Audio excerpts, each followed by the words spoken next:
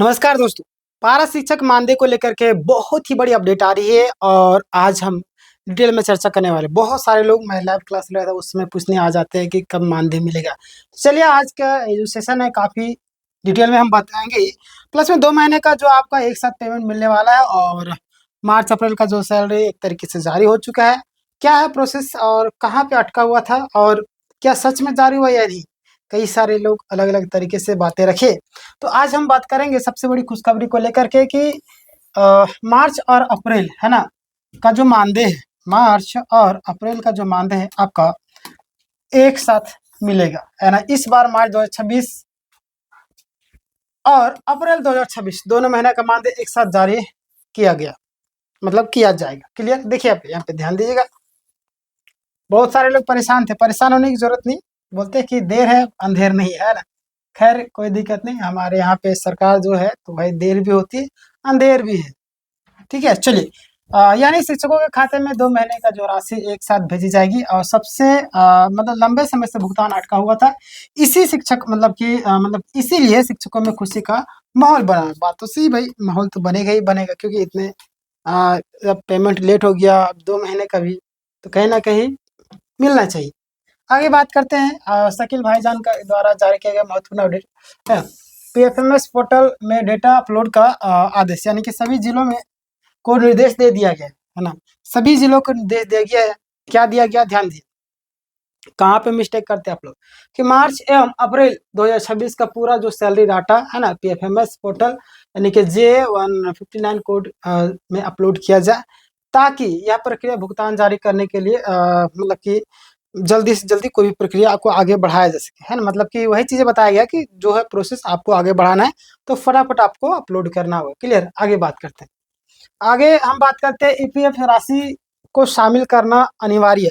यानी इस बार विशेष रूप से कहा गया है कि सैलरी के साथ-साथ ईपीएफ राशि को भी शामिल किया जाए। क्लियर? यानी कि साफ-साफ तरीके से यहाँ पे बोल दिया। कारण क्यों? ये जान लीजिए।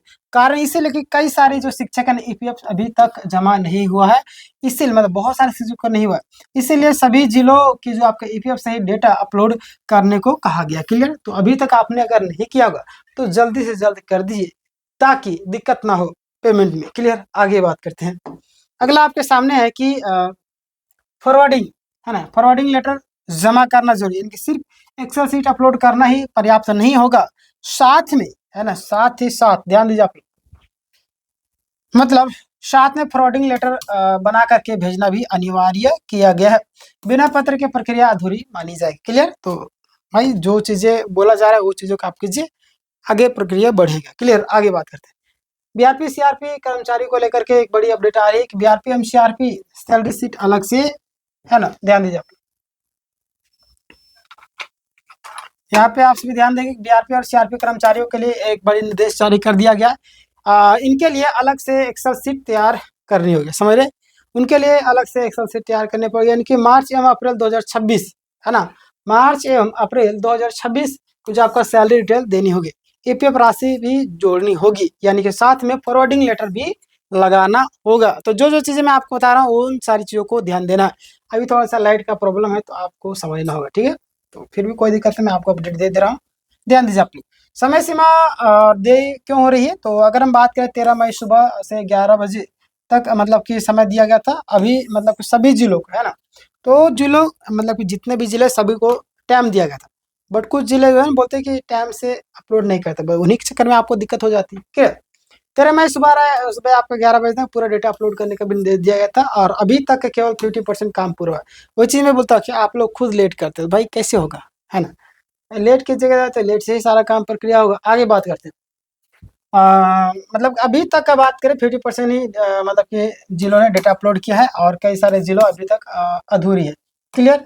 तो जितना जहाँ अधूरी है, जो लोग नहीं किए जा करके कर दीजिए, दिक्कत होगा। पिछड़ने वाले जिलों में अलग से सूची बनी हुई, जैसे कि अगले अपडेट में आपको जानकारी में बता दिया जाएंगे। बट यहाँ पे ध्यान दीजिए कौन कौन से जिला अभी तक पिछड़ा हुआ है, तो जिन जिलों का डेटा अभी तक अपलोड नहीं हुआ है वो लोग पिछड़े हुए। ठीक है, अब यहाँ पे ध्यान देगा श्री ऋषिकांत तिवारी जी का एक बड़ा बयान आया। जिलाध्यक्षों को विशेष निर्देश दे दिया गया है। ध्यान दीजिए आप लोग यहाँ पे कि ऋषिकांत तिवारी जी ने सभी जिला अध्यक्षों एवं सक्रिय साथियों को कहा कि अपने जिले को जो पेमेंट रिसीट जल्द से जल्द तैयार करें, एक्सेल सीट और फॉरवर्डिंग लेटर तुरंत आपको अपलोड करवाएं। समझे? मतलब कि बिल्कुल अगर ये चीज़ें में दिक्कत होगी तो फिर आपको मामला लेट हो जाएगा, डिले हो जाएगा। आगे बात करते हैं मतलब परियोजना कार्यालय से आया एक नया दबाव। देखिए क्या दबाव आ गया है। परियोजना कार्यालय से सीधे फोन पे बताया गया कि परियोजना कार्यालय सीधे फोन आया। फोन में क्या कहा गया, ध्यान दीजिए। फोन में क्या कहा गया है कि जल्द से जल्द, है ना, डेटा अपलोड करवाए। अगर डेटा अपलोड नहीं करेंगे फिर कैसे होगा, पेमेंट तो होगा नहीं, मामला आगे नहीं बढ़ेगा, फिर पेमेंट कैसे होगा, समझ रहे ना। ताकि बैंक को एडवाइस भेजी जा सके। क्लियर? आगे बात करते हैं। यहाँ पे ध्यान दीजिए आप लोग कि पहले अधिकारी के पास जमा करना पड़ रहा था। पहले शिक्षक एवं पदाधिकारी लगातार कार्यालयों के चक्कर लगा रहे थे। क्लियर? लेकिन अभी जो सिचुएशन बदल चुका है, अभी की अगर हम बात करें तो यहाँ पे देखिएगा कि परियोजना कार्यालय खुद सक्रिय हो गया है और तेजी से प्रक्रिया पूरी कराने का दबाव भी बना रहा है। क्योंकि देखिए इतना पेमेंट डिले होगा, जैसे जैसे क्या होता है ना, आदमी काम करता है तो इंतजार करता है सारी चीज, कई लोग लोन ले ले रहता है, कई लोग अपना राशन महीने मंथली का उठाता है, बहुत सारी चीजें होती है, स्कूल का फी ये है, पढ़ाई के खर्चा, अलग अलग सारी चीजें, है ना, जो रोजमर्रा की जिंदगी है। तो मंथली आता है, फिर वो वहाँ पे सारी जगह पेड हो जाता है। तो ऐसे ही जीवन यापन चलता है नॉर्मल लोगों का, है ना।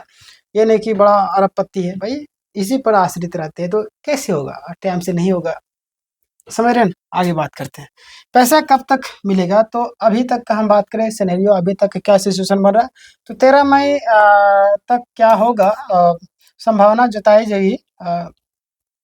आगे बात करें 13 मई का जो परियोजना को पैसा आवंटित कर दिया जाएगा, सभी जरूरी दस्तावेज क्लियर हो जाएंगे। क्लियर?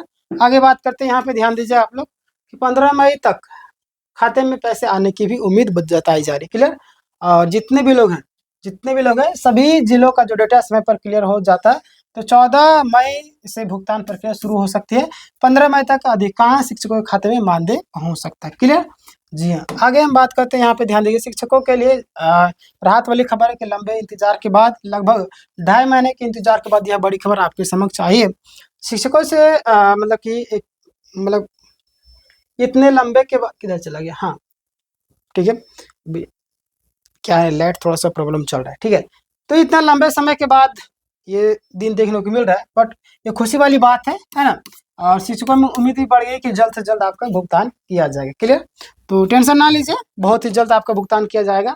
बैंक में जो भेजी जाएगी सारा एडवाइस वगैरह, जैसे सभी जिलों का डेटा पूरा हो जाएगा, सभी बैंकों को पेमेंट का जो एडवाइस है वो भेज दी जाएगी, है ना। इसके बाद राशि आपके खाते में ट्रांसफर की जाएगी। क्लियर?